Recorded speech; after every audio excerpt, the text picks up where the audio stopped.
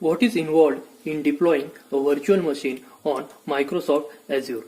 The first thing you need to decide virtual machine size, that is CPU power and memory required.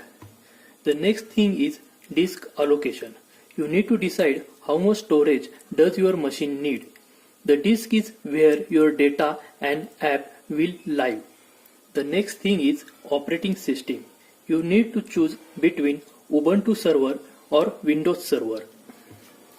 These are specialized server operating systems designed to run efficiently on virtual machines.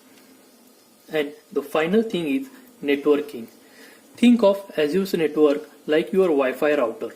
It connects to your devices, handle requests and bring back the results.